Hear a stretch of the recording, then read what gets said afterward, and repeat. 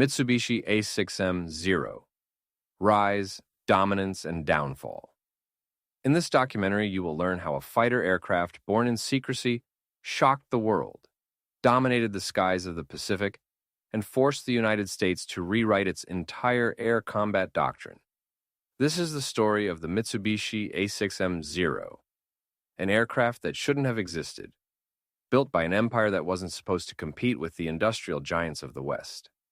From its unbelievable range and agility, to its early war supremacy over every Allied fighter, to the hidden weaknesses that led to its destruction, this is the rise, the dominance, and the downfall of the Zero. You will discover how Japan created the most advanced naval fighter of 1940, how it terrorized the skies in the early Pacific battles, and how American pilots finally learned how to defeat it. This is the real history of the Zero, the fighter that changed the Pacific War, the strategic vision behind the Zero.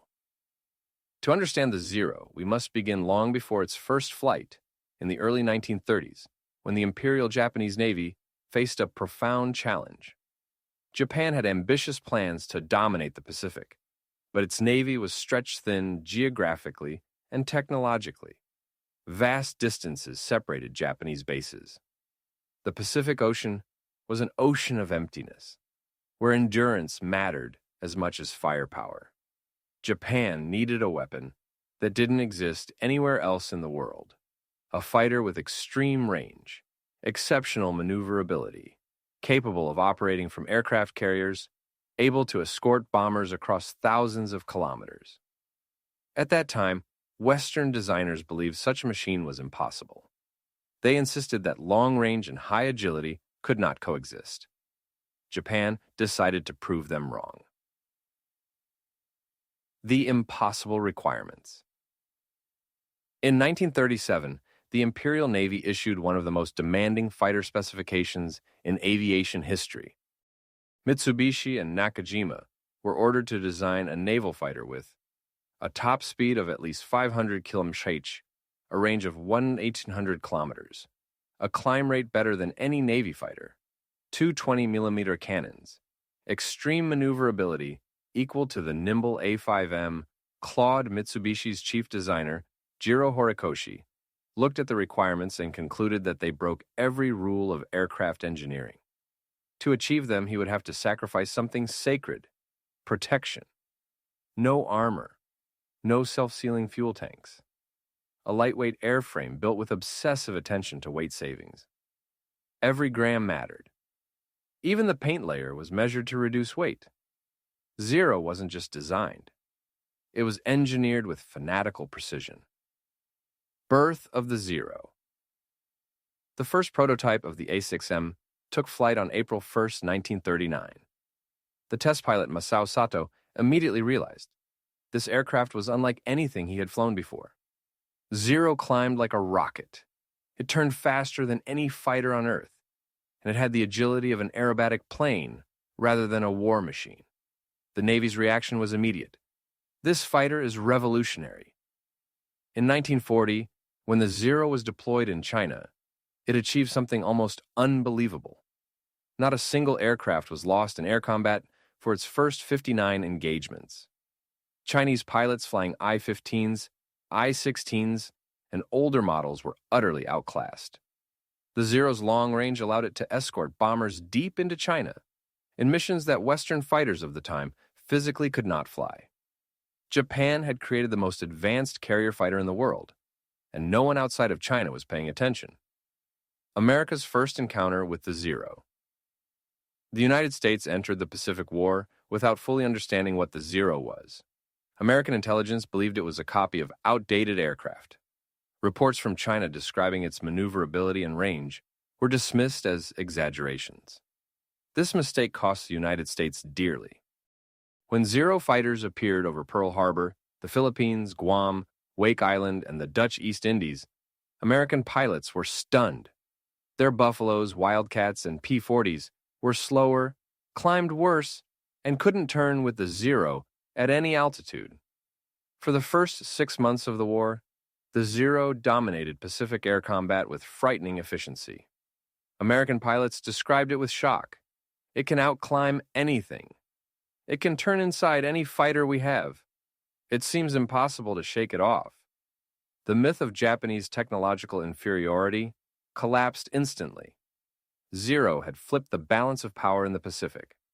Mitsubishi A6M Zero. Rise, dominance, and downfall. How Zero dominated the Pacific tactics, psychology, early battles, and why allies couldn't stop it. Zero's combat philosophy. To understand why the A6M Zero dominated the early Pacific War, we must first understand how Japanese pilots were trained to fight. The Japanese Navy had one of the most demanding pilot training programs in the world. Only 1 out of 10 candidates finished the course. Those who graduated were elite, disciplined, and incredibly confident in dogfighting. Their doctrine was simple: use superior maneuverability to force a turning fight. The Zero was designed to excel in this exact scenario. In low-speed turning combat, no Allied aircraft could touch it. Instructors repeated a single rule over and over: if you can make the enemy turn with you, he is already dead. The Zero's massive ailerons gave it superb low-speed agility.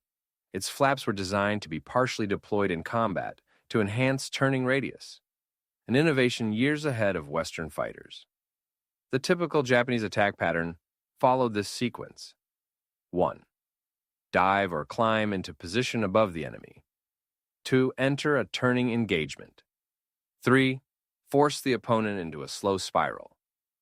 Close in from inside the turn 5. Deliver a burst from the 20mm cannons.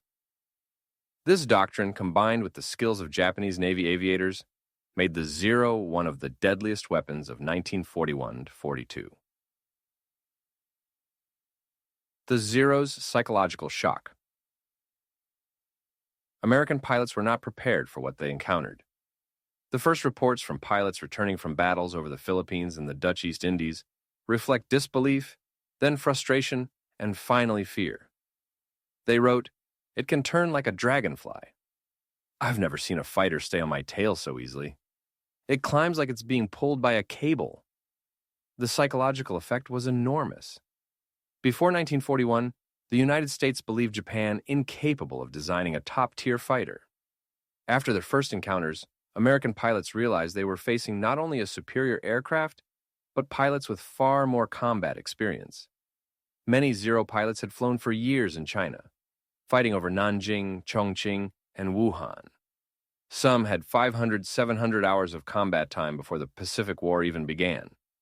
America's early war pilots had almost none. This mismatch, aircraft and experience, created a perfect storm of dominance.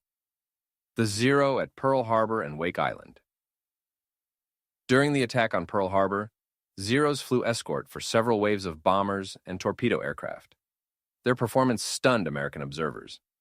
They flew long-range missions with ease, operating at the limit of their fuel capacity, yet still engaging American fighters effectively. At Wake Island, a handful of Marine F-4F Wildcats attempted to defend the tiny garrison. They discovered that their turning radius was worse, their climb rate inferior, their roll rate slower, their acceleration weaker. Even with superior armor, they were outmatched in every stage of combat except one: diving. This would later become an important clue, but at the time, American pilots were simply overpowered. The Philippines, Dutch East Indies, and early war kill ratios. Nowhere was the Zero's dominance more visible than in the Philippines. On December 10, 1941, just 3 days after Pearl Harbor, Japanese fighters swept the skies, destroying American P-40s and P-35s in lopsided engagements. The kill ratios were brutal. In some battles, the Japanese achieved 15.1. Across the entire early campaign, the average was 8.1. The P-40 was fast in a dive and well-armed, but once forced into a turning fight, it was doomed. Over the Dutch East Indies, the situation was even worse. Dutch fighters, Brewster Buffaloes and Hawks, were completely outclassed.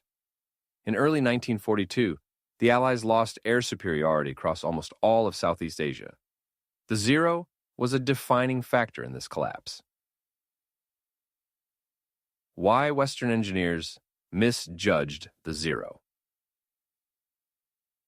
After early defeats, Allied intelligence began asking a crucial question. How did Japan build something this advanced? The answer was frighteningly simple. The Zero broke all the rules. Western designers considered sacred: no armor, no self-sealing tanks, ultra-light aluminum alloys, a low wing loading that made it float through the air. American and British designers considered such trade-offs suicidal. The Japanese considered them necessary. They believed agility and range were more valuable than pilot protection. And early in the war, they were right. The result was an aircraft that outperformed every Allied fighter in the sky, as long as it could fight on its own terms. Zero's Golden Age. Battles of 1941, 1942, tactics, legendary pilots, detailed combat stories, hidden weaknesses, emerging. Golden Age begins narration tone. Calm, documentary, cinematic. When the Pacific War erupted on December 7, 1941, the Mitsubishi A6M Zero stood at the absolute peak of its power. No Allied pilot in the Pacific understood it yet, but a revolution in air combat had begun. The Zero was fast, agile, and deadly at low speeds, with unmatched range. But more importantly, it was flown by a generation of pilots whose training, discipline, and experience had no equal anywhere in the world. This was the golden age of the Zero, a period when Japanese naval aviation dominated the Pacific skies, won victory after victory, and shattered the myth of Western air superiority. To understand this period, we must step into the opening months of the war months, where the Zero became a symbol of unstoppable Japanese power. The opening strike, Pearl Harbor and the Zero's debut. The Zero did not deliver the decisive blow on Pearl Harbor. That honor belonged to torpedo and dive bombers.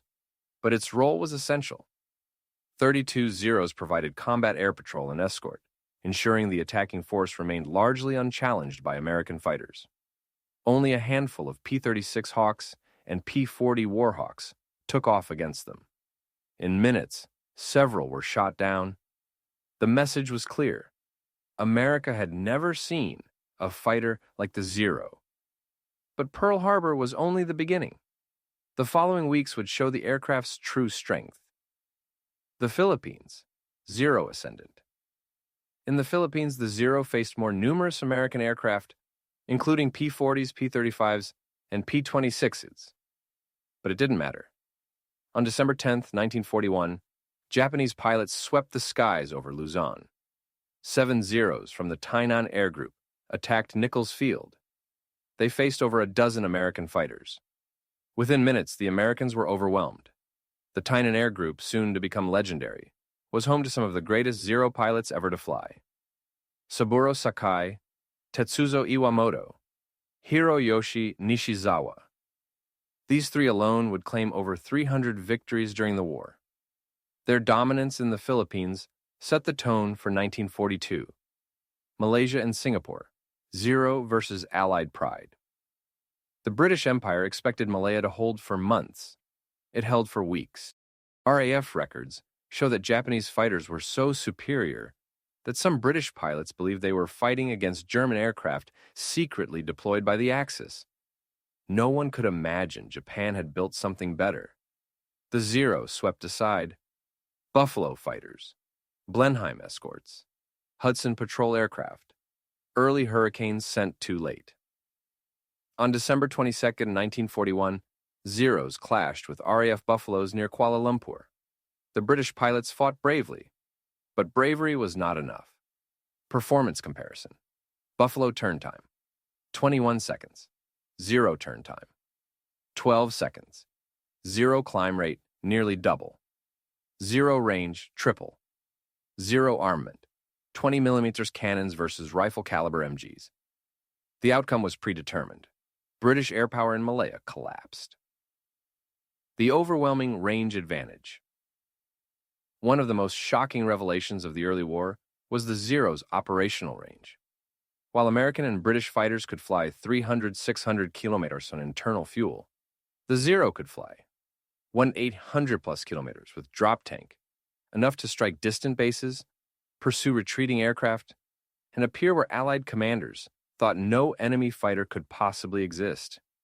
At the Battle of the South China Sea, Zeros escorted bombers across distances Western planners assumed were physically impossible for a single-engine fighter. This advantage produced psychological shock as much as tactical value. In early 1942, the Zero seemed omnipresent. The Dutch East Indies, Zero versus multiple nations. In early 1942, the Zero fought an international coalition. Dutch KNL forces, British RAF squadrons, American volunteers, Australian units. Yet even combined, they suffered staggering losses. On February 19, 1942, during the attack on Darwin, 36 Zeros escorted bombers over northern Australia. The defending American P-40s were brave but unprepared. Within minutes, 8 P-40s shot down. Several damaged, 0 losses. 0. It was a brutal demonstration of air superiority. Early Zero tactics. The deadly trifecta.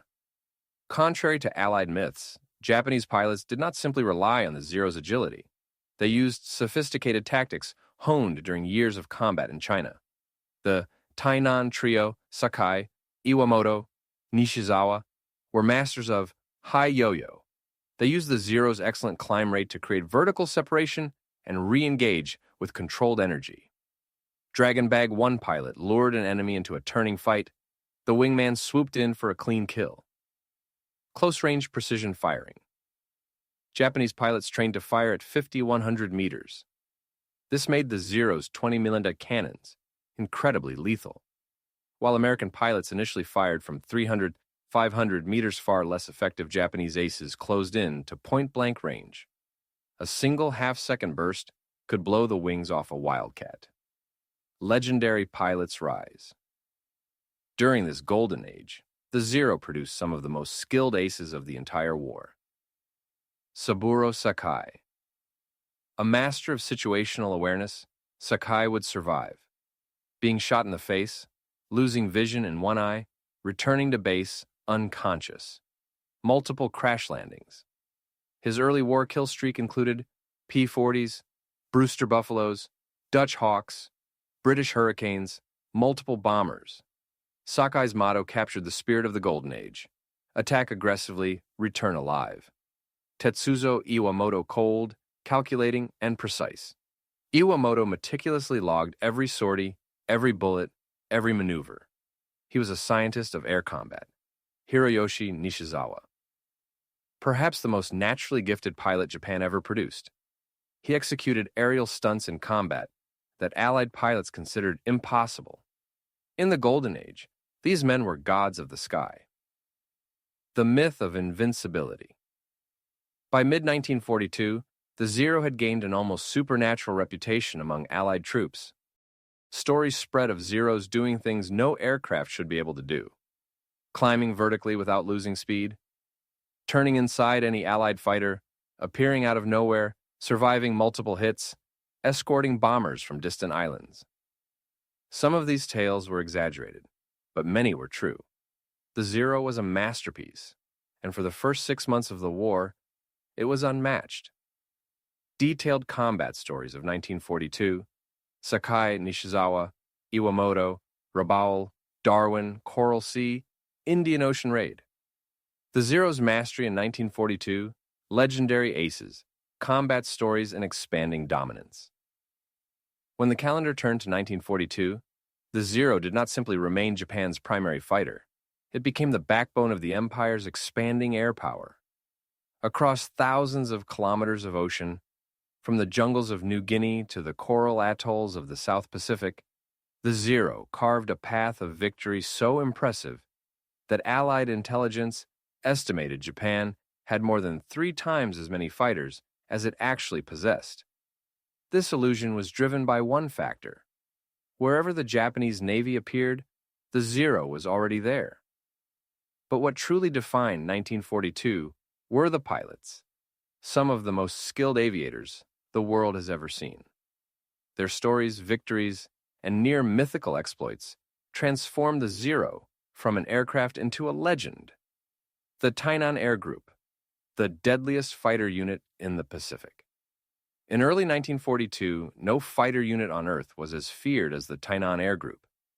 Stationed initially in Formosa and later transferred to Rabaul, the group became responsible for some of the most devastating air campaigns of the year. Its roster included Saburo Sakai, the hunter, Hiroyoshi Nishizawa, the aerial genius, Tetsuzo Iwamoto, the tactician, Junichi Sasai, the prodigy commander. American Marines and Army pilots quickly learned the name. Tainan Group meant death. From January to August 1942, the group claimed more aerial victories than the rest of the Japanese Navy combined. Their secret was not just skill, it was cohesion. These pilots trained, lived, and fought together for years. Their teamwork was instinctive, precise, and terrifyingly effective. Saburo Sakai's legendary early war campaign. Few stories capture the Zero's power more vividly than Saburo Sakai's combat streak in early 1942. On February 25th, near Java, Sakai engaged American P-40s escorting bombers. Despite being outnumbered, Sakai used the Zero's low-speed turning superiority to force the Americans into tight spirals. He shot down 2 fighters in the first minute. Later that day, he attacked Dutch Martin bombers, approaching head-on at extreme closure speed. Using just a flick of the wrist, Sakai rolled into the perfect firing position and delivered a single, devastating burst. His diary entry for that day ends with the line, "The Zero left nothing but fire behind me." By March, Sakai had already become one of Japan's top scorers, but his greatest battles were still ahead. Hiroyoshi Nishizawa, the acrobat of death.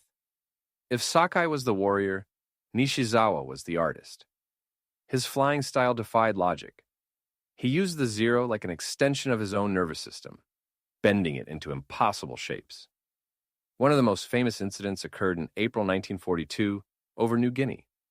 A group of American B-25 bombers approached Lae, escorted by P-39 Airacobras. Nishizawa attacked alone, climbing vertically into the sun, rolling inverted, and diving through the formation. His burst shot down a bomber instantly. He then spun through the formation, avoiding fire by centimeters, and disappeared behind a cloud. American pilots described the maneuver as superhuman. Japanese pilots simply said, only Nishizawa could do that. The Indian Ocean Raid, Zero Domination. Across 3,000 kilometers, in April 1942, the Zero participated in one of Japan's most ambitious operations, the Indian Ocean Raid. This massive strike aimed to cripple British naval power in Asia, and it very nearly succeeded. During the raid, Zeros destroyed dozens of British aircraft. They shot down Blenheims, Hurricanes, Fulmars, and Albacores. They escorted long-range bombers over the ocean for hours. On April 9th, Zero pilots attacked the British base at Trincomalee. 7 Fulmars scrambled to intercept them. All 7 were shot down. A British pilot later remarked, "They appeared from nowhere, and when they fired, it felt like the sky itself was exploding." The raid showcased the Zero's extraordinary range and operational flexibility. Darwin. The day Zero arrived in Australia. On February 19, 1942, the Zero made its presence known on a new continent, Australia. During the attack on Darwin, 36. Zero fighters escorted over 180 bombers. American P-40s attempted to intercept. The result was devastating. The Americans were unfamiliar with Zero tactics and attempted to turn with them. This was a fatal mistake. 8 P-40s were shot down within minutes. Several others crash-landed or were destroyed returning to base. 0 losses that day. 0. The attack shocked Australia and proved the Japanese Navy could project air power farther than any nation in history except the United States. The Battle of Coral Sea. Zero versus Wildcat. May 1942 brought the first carrier versus carrier battle in history, the Battle of the Coral Sea. This was the first major American test against the Zero in a naval engagement. The F-4F Wildcat, while slower and less maneuverable, had better diving speed, stronger armor, more rugged construction. But early in the battle, American pilots still tried to turn fight the Zero. It was a disaster. In the first major engagement, 11 American aircraft were shot down. Zeros lost just 2. One American pilot wrote, "It turned so tight you feel like you're being strangled." But Coral Sea marked something important. For the first time, the Zero faced skilled American pilots, who began to understand its weaknesses.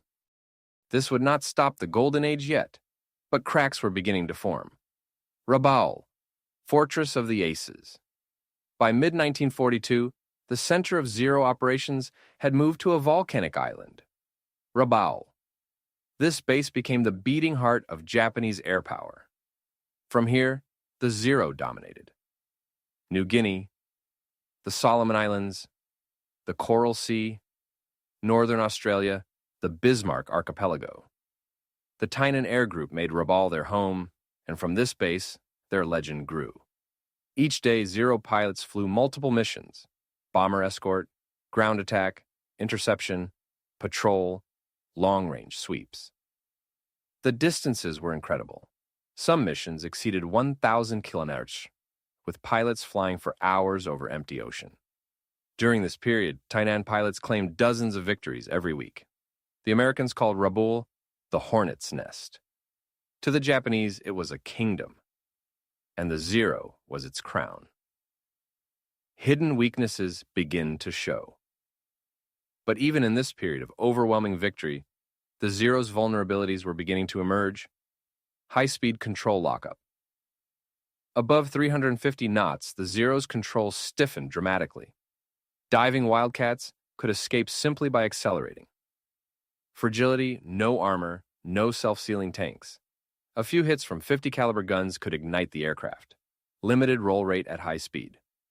The wide wings offered low-speed agility, but at 300-plus knots, roll rate lagged badly. Pilot attrition. Japan's elite pilots were winning, but losses were mounting. Replacing them would soon become impossible. For now, these problems were only faint shadows on the horizon. But they were warning signs, and the Allies would learn to exploit them. The turning tide begins. Midway, new tactics, U.S. intelligence breakthroughs, and why the Zero's reign could not last. The turning tide, Midway, new American tactics, cracks in the Zero's armor. 1942. The golden age of the Zero was powerful but brief. By mid-1942, the tides of war began to shift. Not because the Zero suddenly became worse, but because the Allies adapted. The Japanese made strategic mistakes. Pilot attrition began to hollow out elite units, and the Zero's design philosophy started to show its limits. To understand how the Zero transitioned from invincible to vulnerable, we must examine the pivotal events of 1942. Most importantly, the Battle of Midway, the psychological shock of Midway. On June 4, 1942, the Zero once again served as Japan's shield. When Japanese dive bombers attacked Midway Island, Zeros escorted them and fought fiercely against a desperate American defense. They shot down Marine F-2A Buffaloes, F-4F Wildcats, several B-26 and B-17 bombers, attempting low-level attacks. In these early clashes, the Zero performed exactly as expected. Superior climb, tighter turns, excellent acceleration, superb dogfighting ability. American pilots described the combat as hopeless. We couldn't get on their tails, not for a second. But Midway was not decided in swirling dogfights. It was decided by strategy and timing. The Zero could not protect Japanese carriers when they were caught refueling and rearming. And when American SBD Dauntless dive bombers found their targets, the outcome became irreversible. 4 Japanese carriers, Akagi, Kaga, Soryu, Hiryu, were lost. The impact on the Zero was immense. Dozens of elite pilots killed, irreplaceable flight instructors lost, maintenance crews gone, veteran squadron leaders dead. Irreplaceable combat experience wiped out. Japan still had Zeros, but Japan no longer had the same pilots. The collapse of Japan's pilot pipeline. Unlike the United States, Japan did not build a scalable training system. Before the war, Japan trained Mar-90 naval pilots per year. The U.S. trained over 8,000 Japanese training, emphasized elite quality, but limited quantity. It was perfect for short wars, disastrous for long ones. After Midway, the Zero was still superb, but the men flying it were progressively younger, less experienced, less confident, less trained in advanced maneuvers. This steady decline was invisible to Allied intelligence at the time. But in hindsight, it was one of the war's decisive turning points. The Allies adapt. Never dogfight a Zero. By mid-1942, American pilots were given a new, simple rule. Do not turn with a Zero. This came from two key discoveries. Discovery 1. Zero stalls violently in high-speed dives. American pilots discovered this by accident. When attacked, they dove at full throttle and noticed the Zero could not follow, vibrated violently, sometimes wing fluttered, sometimes lost control entirely. The U.S. classified this as the Zero's high-speed lockup. Discovery 2, boom and zoom tactics. The Wildcat was named Teu, heavier and more rugged, better in a dive, more controllable at high speeds. So American pilots adopted a new tactic. Hit once, dive away, climb, repeat. It turned air combat into a vertical contest instead of a turning one. And in vertical combat, the Zero was suddenly vulnerable. This was a turning point, not technological, but tactical. The thatch weave, a genius solution. In early 1942, U.S. Navy pilot John Jimmy Thatch devised the most effective counter-Zero tactic of the era. He called it simply the thatch weave. It worked like this. 1. 2 Wildcats fly side by side. 2. When attacked, they begin turning toward each other. 2. The Zero follows one Wildcat 4. This exposes the Zero to the guns of the other Wildcat 5. As they cross again, they continue weaving. It was simple, elegant, deadly. On June 4th, during the Battle of Midway, Thatch used this maneuver for the first time in combat. His squadron was outnumbered. The Zeros had altitude and position advantage. But every time a Zero got on someone's tail, it entered a perfect firing line of another Wildcat. Thatch's team downed multiple Zeros. None of his men were lost. When Japanese pilots survived such encounters, they were stunned. They believed American pilots were reading their minds. They weren't. The tactic was simply brilliant. Guadalcanal, where the Zero met stubborn opposition. In August 1942, the United States launched its first major offensive of the Pacific, the Guadalcanal campaign. From this moment, the Zero faced a new environment. Constant battle fatigue, long-distance flights from Rabaul, fights over Henderson Field, severe fuel shortages, mounting pilot losses. Yet the Zero still fought brilliantly.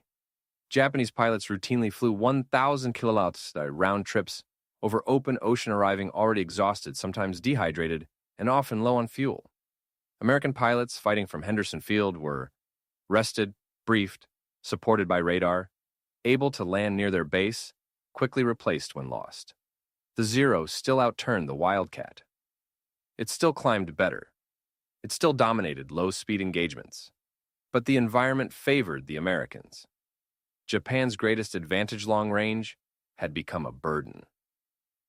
Saburo Sakai's miracle return. The human side of the Zero-1, of the most dramatic stories of 1942, occurred during the Guadalcanal campaign. On August 7th, Sakai approached a group of aircraft he believed were SBD Dauntless dive bombers. They were not. They were TBF Avengers, heavily armed American torpedo bombers. When Sakai attacked, he was hit by multiple .50 caliber rounds. A bullet shattered his canopy, tore through his right eye, and carved a path across his skull. He lost consciousness. His Zero entered a dive. Yet somehow, Sakai woke up mid-descent, bleeding profusely but still alive. He pulled the aircraft level and began a 5-hour flight back to base. He landed almost blind, drifting in and out of consciousness. This story became legendary, not only because of Sakai's endurance, but because it showed what the Zero was capable of, even when severely damaged. It remained stable. it remained controllable. It could glide enormous distances. It could return home with a wounded pilot. The Zero's fragility was its weakness, but its low-weight structure also made it incredibly gentle in the air. The Zero's shortcomings become impossible to ignore. By late 1942, the Zero was still winning dogfights, but its flaws were now impossible to hide. The engine could not be improved further. There was no room for armor, more guns, or larger engines. The Zero lacked self-sealing fuel tanks. One .50 caliber burst set the Zero on fire. The Zero was hopeless in a dive. American fighters exploited this every mission. Japan had fewer and fewer veteran pilots. Pilot quality dropped each month. New American aircraft were coming: F-4U, Corsair, F-6F, Hellcat P-38, Lightning P-47, Thunderbolt. All were in development, and they would end the Zero's reign forever. The Golden Age had lasted less than a year, but its impact was enormous. Why the Zero could not evolve: engineering limits, industrial weakness, the rise of the Hellcat, and the final end of Zero superiority. Late 1942-1943. Zero's Golden Age, 1941-1942. Tactics, legendary pilots, detailed combat stories, hidden weaknesses. Emerging the Zero's tactical dominance, 1941-1942. Why Allied pilots couldn't touch it at first. By early 1942, the Mitsubishi A6M Zero was no longer just an impressive aircraft. It had become a myth. Allied pilots whispered about it in ready rooms from Darwin to Pearl Harbor. Newspapers called it the Lightning Ghost and the Invincible Fighter. Its reputation was so overwhelming that some American intelligence officers initially dismissed pilot reports as exaggerations or fear-induced hallucinations. But the truth was simple. Nothing in the Pacific could fight the Zero on its own terms. It climbed faster. It turned inside anything, American, British, or Dutch. Its pilots used tactics no Western Air Force fully understood. To appreciate how dominant the Zero was at this stage, we need to look closely at how the Japanese Naval Air Service trained, how their pilots fought, and how their tactics evolved, because the airplane was only half of the equation. Advanced Japanese tactics, the art of the ladder and the corkscrew Japanese pilots, did not simply rely on the Zero's agility. They had a full tactical system, perfected through nearly a decade of combat in China. They had refined a style of aerial warfare that would catch Allied pilots by complete surprise. The ladder attack formation. This was one of the Zero's most devastating tactics. A section of Zeros would form a vertical ladder, each fighter at a slightly different altitude. As an enemy formation approached, the Zeros would attack one after another from alternating angles. Even if one Zero missed, the next one was already in position to strike. To Allied pilots, many flying older aircraft like the Brewster Buffalo or the P-40B, this was terrifying. No sooner had you dodged one Zero than two more seemed to appear directly on your tail. The corkscrew vertical climb. This maneuver involved pulling into a steep spiral climb, using the Zero's extreme low-speed agility. Allied aircraft, heavier, less aerodynamic, often underpowered, couldn't follow. If they attempted it, they stalled. Japanese pilots ruthlessly exploited this. A pilot might lure an inexperienced opponent into chasing him upward, only for the Allied plane to lose lift, wobble, and fall into a spin. At that moment, another Zero would swoop in and finish the kill. The decoy circle Zero pilots also used a brilliant teamwork tactic. A small group would circle slowly at low altitude, appearing vulnerable. Allied pilots, eager for easy kills, dove down to attack. But the circle was a trap. As soon as the Allied aircraft committed to the dive, a hidden second group of Zeros, cruising at higher altitude, would drop in behind them. American pilots gave it a blunt nickname, the Venus Flytrap. The Zero's deadliest weapon, its pilots. While Western nations relied on mass production, Japan relied on elite, highly trained veterans. By 1941, many Zero pilots had 700 to 1,500 hours of flight time, several years of combat missions in China, advanced gunnery and aerobatics training, unmatched discipline and unit coordination. They flew with a confidence, even serenity, that impressed and frightened Allied aviators. A captured American P-40 pilot once described facing Zero aces. They came at us like ghosts. They moved as one. You never saw one Zero. You saw a pack. Among these aces were legendary figures whose names would become part of aviation history. Section 5. Legendary Zero pilots and their stories. Saburo Sakai, the samurai in the sky. Saburo Sakai is perhaps the most famous Zero pilot of the war. Born into a poor family of samurai descent, Sakai carried himself with the relentless discipline of a warrior, raised on centuries of Japanese martial tradition.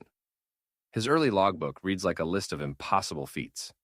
In the first months of the Pacific War alone, Sakai shot down P-40 Warhawks, Brewster Buffaloes, Dutch Hawks, British Hurricanes, B-17 Flying Fortresses.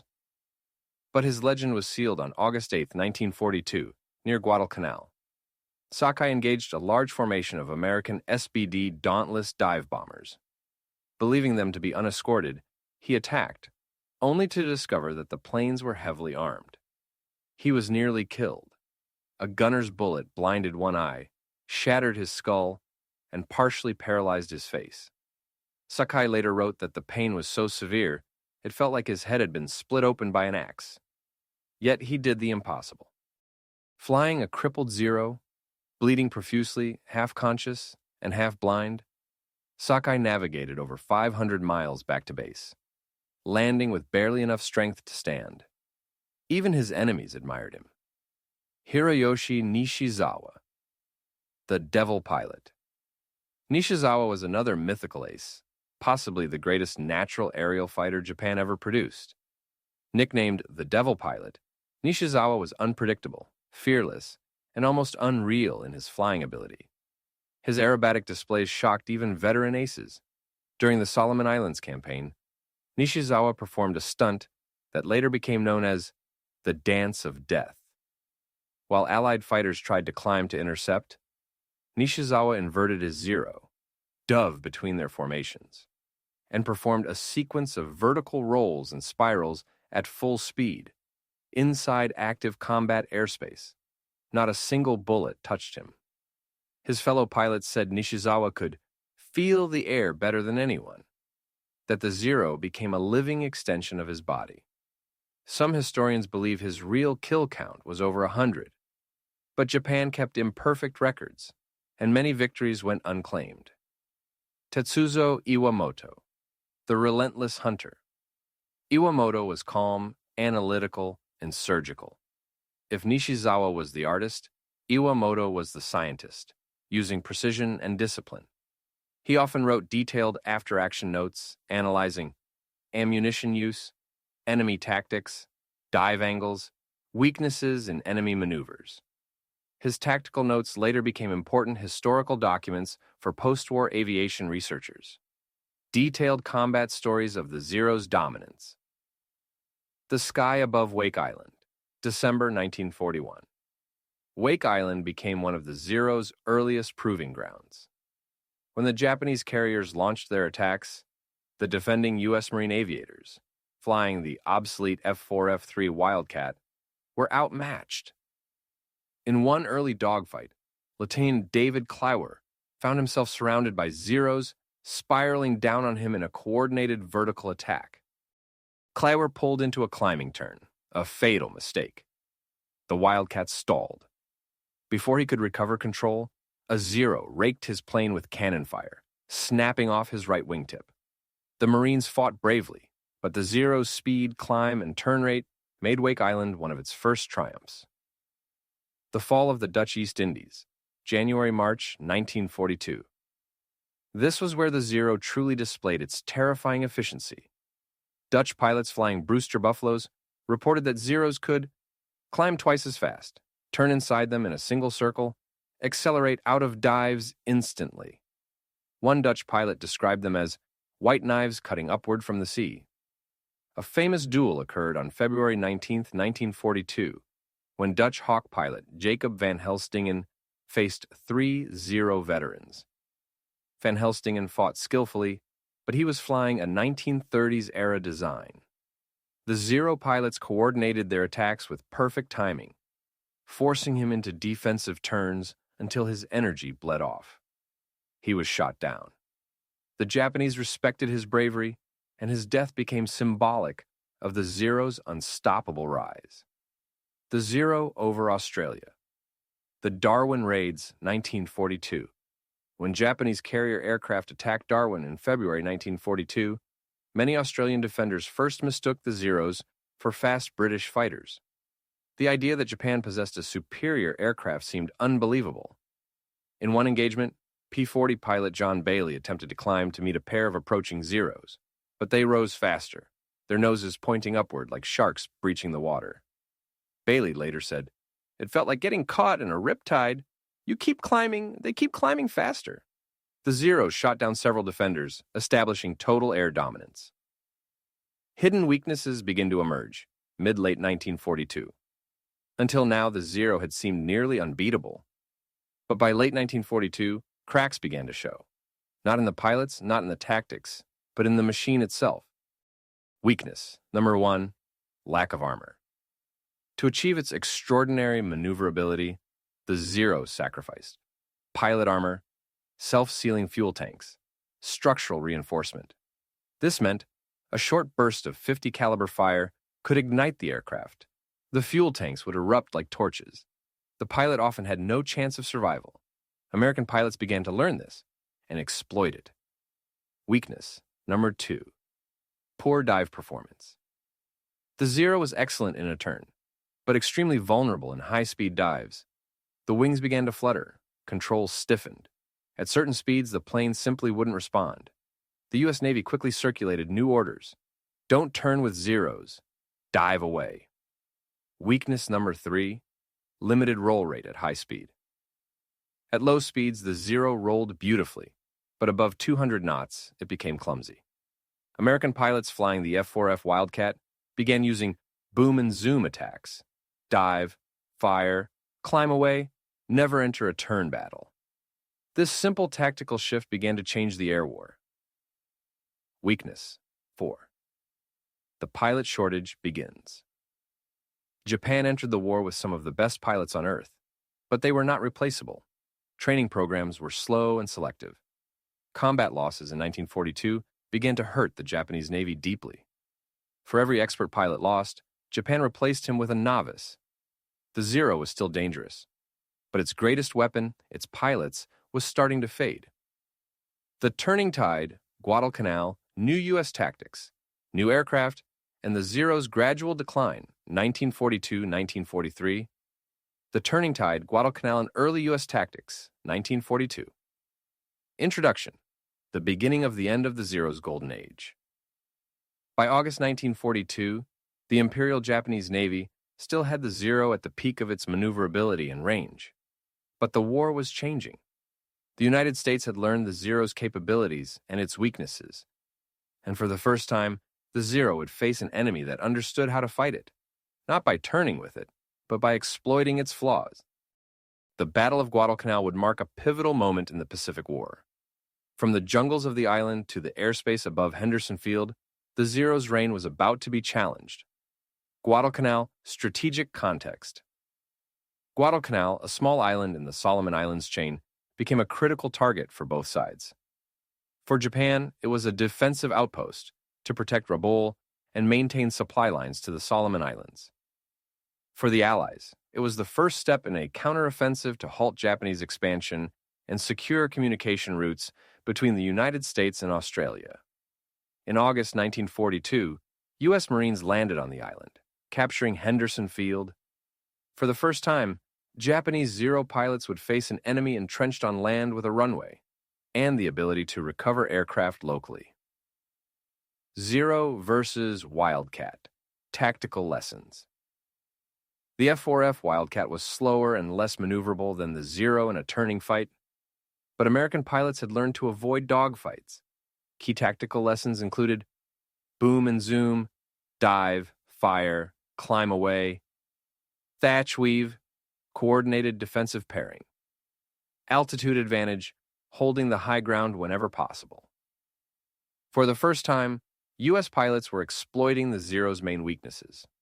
1. No armor protection. No self-sealing fuel tanks. Poor high-speed dive performance. Even skilled Zeros were vulnerable to concentrated, coordinated attacks. Saburo Sakai at Guadalcanal Sakai, already a legendary ace, flew multiple sorties over Guadalcanal. Mission example: intercepting American Wildcats on August 7, 1942. Outnumbered, 3 Zeros versus 8 Wildcats. Outcome: 2 Wildcats shot down. 1 Zero damaged. Sakai's skill allowed him to survive, even when tactical conditions favored the Americans. But losses began mounting among less experienced pilots. Japan's elite airmen were being stretched thin. Tetsuzo Iwamoto and coordinated strikes. Iwamoto's analytical approach became critical during early Guadalcanal campaigns. Coordinated attack waves, 4 to 6 Zeros, followed by bomber escorts. Each pilot had assigned targets. Strict energy management to maintain speed and altitude advantage. American pilots quickly realized the importance of intercepting bombers first, not chasing Zeros blindly. This forced Japanese pilots to adopt riskier maneuvers, increasing attrition, casualties, and pilot fatigue. By late August, Japanese pilots were flying multiple sorties per day, 3 to 5 missions per pilot.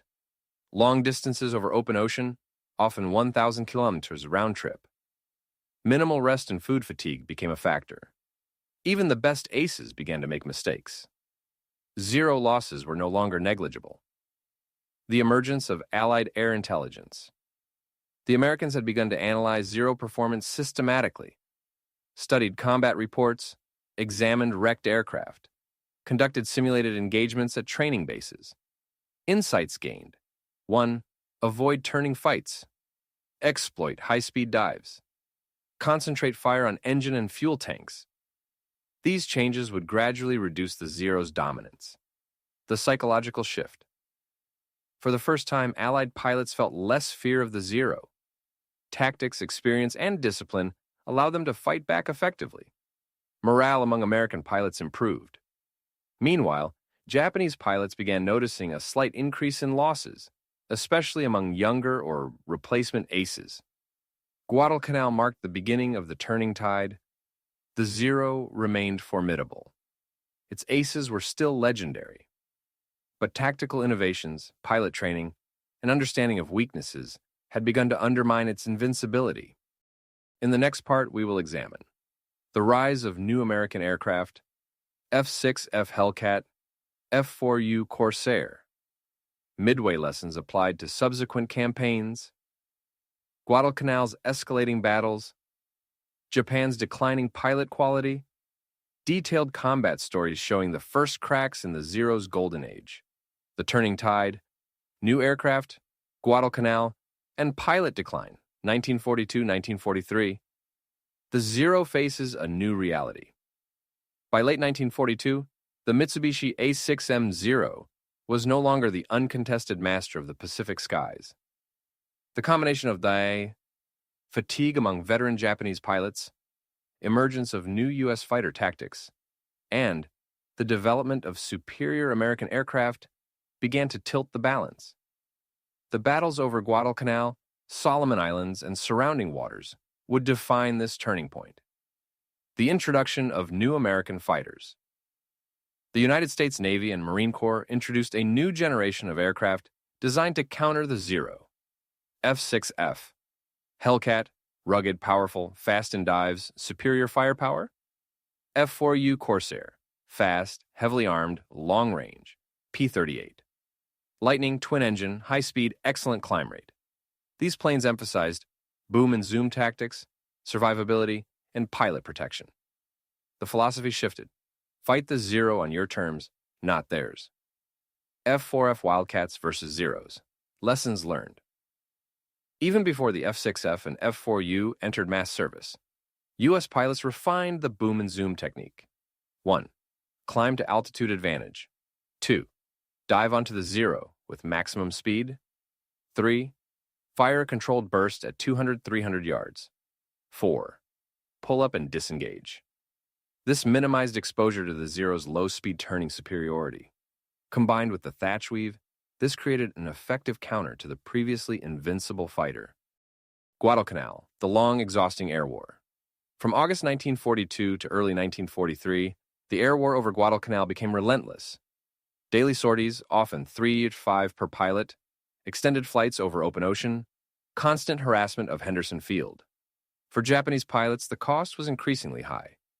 Even elite aces began experiencing losses due to fatigue and cumulative combat exposure. Experienced pilots like Sakai and Iwamoto had to fly longer missions to cover inexperienced replacements. Zeros frequently returned damaged. Attrition slowly eroded Japan's tactical edge. The air war over Guadalcanal showcased both the Zero's brilliance and its growing vulnerability. Detailed combat stories. Zeros versus Wildcats. Aerial encounter, September 1942. 6 Zeros escorting bombers over Guadalcanal. 10 Wildcats scrambled to intercept. Zeros initially dominated, outturning Wildcats in low-speed maneuvers. But U.S. pilots executed coordinated dive attacks. Result: 2 Zeros destroyed, 1 damaged. 1 Wildcat lost aerial encounter, October 1942. 8 Zeros attacked Marine bombers. 4 replacement pilots inexperienced in formation flying. American pilots using thatch weave coordinated defense. Result: Zeros shot down 1 bomber, 1 Zero lost, 2 damaged. These engagements marked a pattern of shifting advantage. Skill alone could no longer guarantee victory. The decline of pilot quality.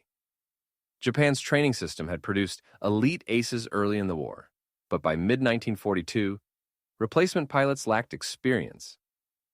Advanced combat training programs could not keep pace with attrition. Veteran instructors were lost at Midway and Guadalcanal consequences. Inexperienced pilots overestimated the Zero's capabilities, tactical errors increased, losses multiplied. Even with superior maneuverability, the Zero could no longer dominate every engagement. Engineering limits of the Zero. By late 1942, the Zero's design limitations became apparent. Maximum engine output capped further performance improvements. No armor protection remained a critical vulnerability. Fuel tanks without self-sealing ability made the plane easy to ignite. Allied intelligence now exploited these flaws systematically. Pilots focused on high-speed diving attacks, targeting engines and fuel tanks, avoiding turning fights. The invincibility myth was fading. Psychological and strategic impact.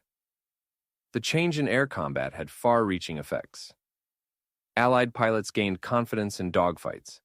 Japanese pilots faced increasing stress from losses and fatigue. Tactical doctrines evolved for both sides. Guadalcanal became a learning ground, where the Zero's supremacy was challenged. By the end of 1942, the stage was set for the emergence of the Hellcat and Corsair as true counters. Closing thoughts. Of this part, Guadalcanal revealed critical truths. 1. Skill alone could no longer guarantee victory for Zero pilots. 2. Pilot quality, fatigue, and attrition now limited Japanese effectiveness. Tactical innovation by the Allies began neutralizing the Zero's advantages. The golden age of the Zero was ending. The next part we'll examine. Major 1943 engagements. The rise of the F-6F Hellcat. The decline of Japanese air superiority. Stories of final heroic battles for the Zero. The end of its golden age. The turning tide. Final decline of the Zero, 1943. Introduction, 1943. The beginning of the end. By 1943, the Mitsubishi A6M Zero, once feared as the master of the Pacific skies, faced a radically different battlefield. New American fighters like the F-6F Hellcat and F-4U Corsair entered combat in significant numbers.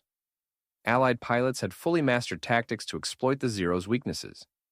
Japan faced severe pilot attrition, with inexperienced replacements flying into battle. The Zero still had agility, range, and a legacy of victories.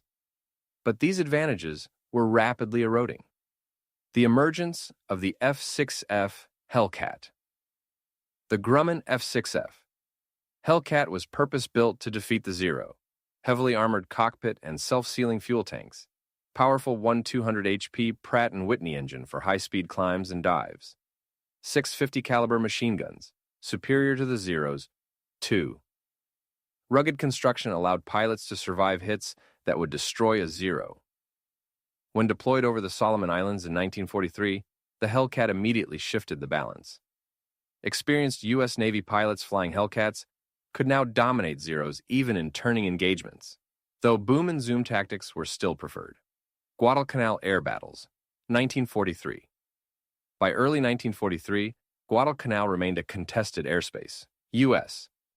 forces had captured and reinforced Henderson Field. Daily sorties by both sides averaged 5 to 7 per pilot, exhausting Japanese air crews. New Hellcats and improved Wildcat tactics began inflicting consistent losses on Zeros. Aerial engagement example. 6 Zeros intercepted 8 Hellcats. Zeros attempted traditional dogfighting maneuvers. Hellcats executed dive attacks, returned fire, and disengaged safely. Result? 3 Zeros destroyed, 1 damaged, no Hellcats lost. Japan's veteran aces could still win isolated battles, but replacements were falling quickly.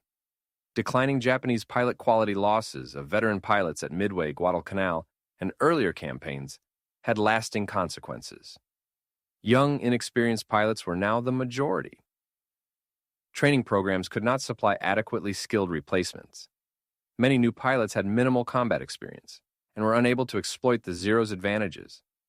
This mismatch between machine capability and pilot skill was a critical factor in the Zero's decline. Tactical evolution by the Allied pilots perfected techniques specifically designed to counter Zeros. Boom and zoom attacks, maximize dive speed, minimize exposure.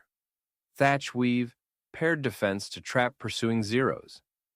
Altitude superiority, hold higher altitude to dictate engagements. These tactics, combined with more durable aircraft, made the Zero increasingly vulnerable. Heroic final actions of Zero aces. Even in decline, Japanese pilots fought with remarkable skill and courage. Saburo Sakai continued flying dangerous missions despite his war injury. Tetsuzo Iwamoto adapted new tactics to maintain effectiveness. Hiroyoshi Nishizawa performed audacious maneuvers in increasingly dangerous airspace. Many aces flew multiple missions per day, often exhausting themselves to compensate for inexperienced teammates. Industrial limitations in aircraft design. By 1943, the Zero's design limitations were impossible to overcome. Maximum engine power restricted further performance improvements. No additional armor or heavier armament could be added without sacrificing maneuverability. Allies' industrial capacity allowed mass production of superior aircraft with better protection, speed, and firepower. The gap between the Zero and new Allied fighters was no longer marginal, it was decisive. Key battles. Illustrating the decline, Battle of the Bismarck Sea, March 1943.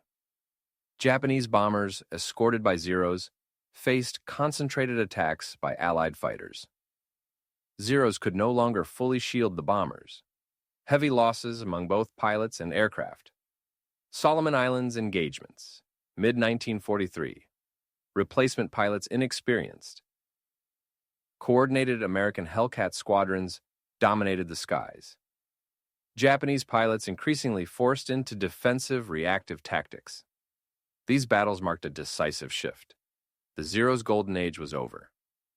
Legacy of the Zero. Even in decline, the Zero left a lasting legacy. It defined early Pacific air warfare. Its pilots were among the most skilled of Wave 2. It forced the Allies to innovate new aircraft and tactics. It remains a symbol of agility, courage, and air combat mastery. Yet its decline also teaches a critical lesson. Technological superiority alone is insufficient without trained pilots, industrial capacity, and adaptive tactics. Conclusion of this part. By the end of 1943, the Zero was still operational and feared, but no longer invincible. Veteran Japanese pilots were rare. Allied aircraft and tactics had overtaken Japanese advantage.